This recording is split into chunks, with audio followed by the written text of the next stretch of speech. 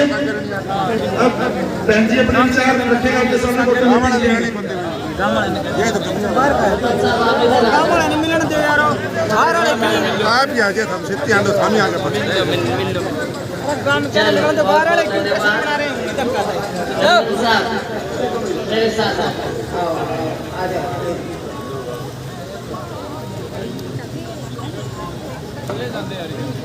हमारे साथ आए पूर्व मंत्री श्री परमवीर सिंह जी, पूर्व मंत्री श्री अंदर सिंह सैनी जी, श्री निशान सिंह जी,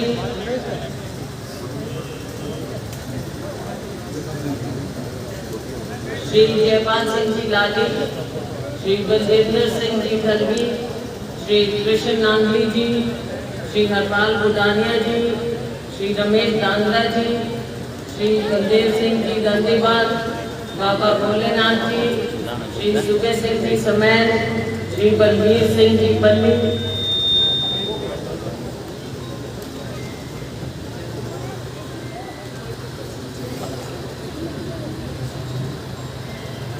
श्री जगदीश नेहरा जी सरपंच प्रतिनिधि, श्री हनुमान नेहरा जी, श्री सुखदेव जी गुर्जर और यहाँ उपस्थित हमारे सभी सम्मानित बुजुर्गों, मेरी बहनों, नौजवान साथियों, गांव लहरिया में आकर हमेशा अच्छा तो लगता ही है। पुराना गांव मेरे पिताजी के समय से, स्वर्गीय चौधरी तनवीर सिंह जी के समय से, और मुझे भी आपका बहुत सहयोग मिला है। और आज फिर साथियों आपके दरबार में मैं हाजिर हुई हूँ। चुनाव चल रहा है, अब कुछ फायदा नहीं है, कुर्सी इतनी पीछे लगा दी इन्होंने, अब आगे तो लोग खड़े होंगे। बैठ जाओ भाई,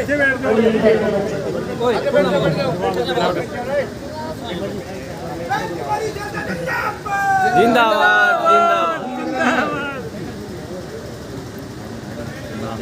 साथियों, चुनाव के समय में जैसे गर्मी पड़ रही है तो चुनावी गतिविधियां भी बढ़ रही हैं और चुनावी गर्मी भी बढ़ रही है। लोगों में उत्साह बढ़ रहा है और ऐसा लगता है कि भाजपा के हौसले पस्त होते जा रहे हैं। जब आप लोगों को देखते हैं, आपके उत्साह को देखते हैं, तो भाजपा ने जो 10 साल कोई नहीं बैठ रहा भाई, क्या करें। बैठ जाओ भाई, बैठ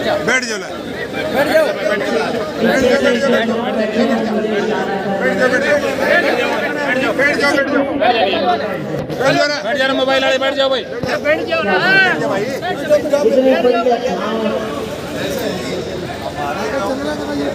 चल रहा है। जरा आप भी पहुंच गए, मेरे को लगा बहुत सुंदर, बहुत सुंदर। तो साथियों, चुनाव ऐसा है जिसमें आप लोगों को अब साइड आता है।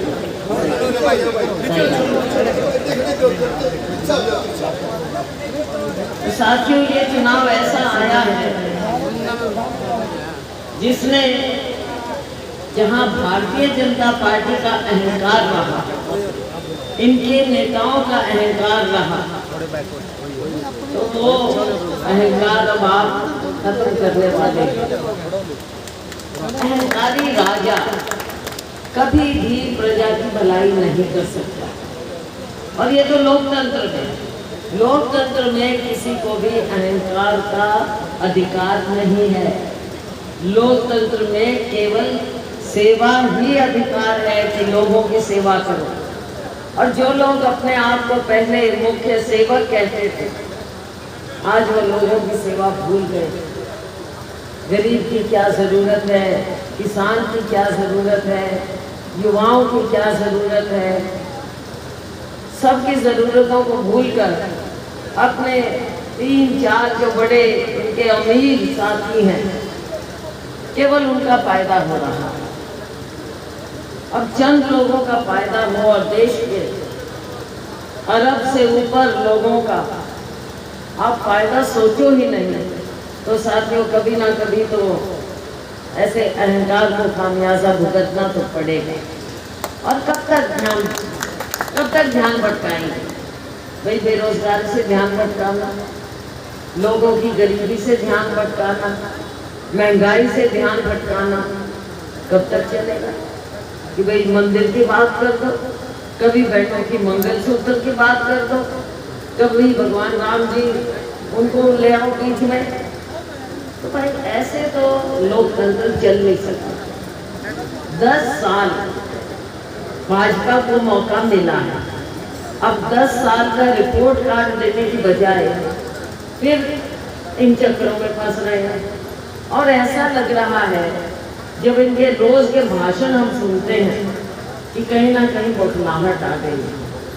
और हरियाणा में तो हमने देख लिया, इनकी सरकार थी 10 साल, आखिर में आके क्या कारण था जो इनको मुख्यमंत्री बदलना पड़ा? भाई 10 साल एक आदमी को मुख्यमंत्री बनाया और सब जानते थे कि वो उस मुख्यमंत्री को लोगों की तकलीफों का कुछ पता ही नहीं है। आखिर इनको लगा कि ये तो बात हाथ से निकल रही है, तो एकदम आनंद फानंद में मुख्यमंत्री बदल दिया। अब नतीजा ये हुआ कि किसी को यही नहीं पता कि असली मुख्यमंत्री है कौन सरकार चला रहा है।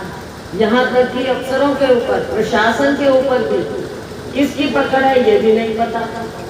तो साथियों सरकार कैसे, और राज्य सरकार का तो पता है आपको, रोज बढ़ रही है, लड़खड़ा रही है, किस दिन गिर जाएगी।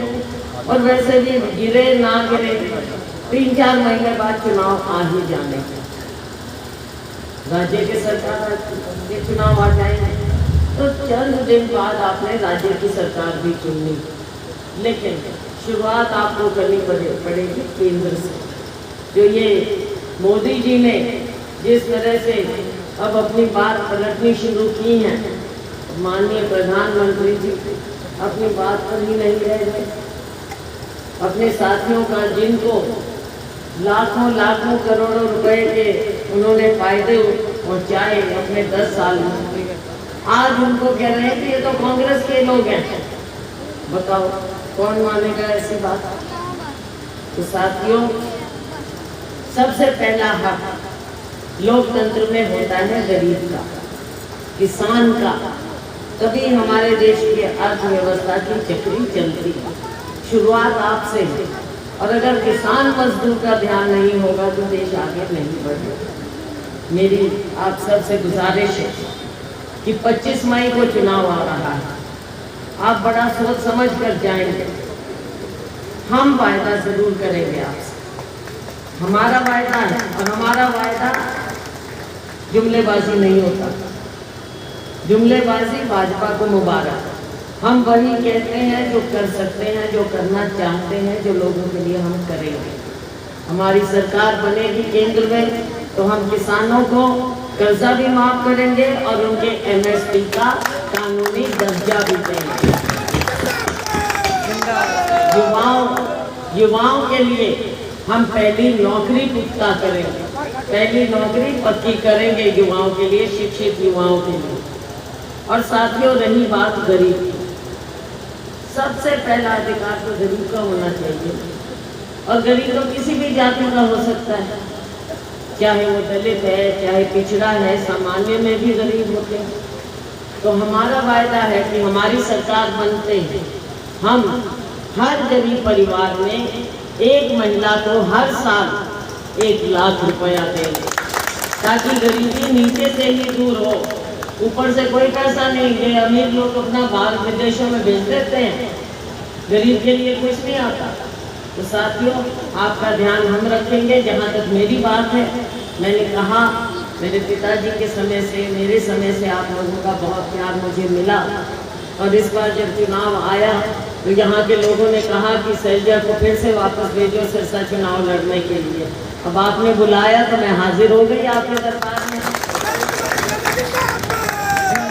तो साथियों ये चुनाव आप लोग लड़ेंगे, हम मिलकर लड़ेंगे, ताकि आपकी सरकार आए और मुझे फिर से मौका मिले कि आप लोगों की मैं सेवा करूं।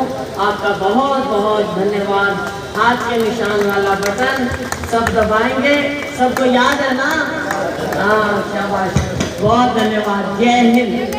आपने जो स्वागत किया उसके लिए मैं आपका बहुत धन्यवाद करता हूँ। हेलो, मैं एक बार फिर अपने गांव में बहन कुमारी सैलजा जी का सभी ग्रामवासियों की तरफ से जोरदार स्वागत करता हूँ।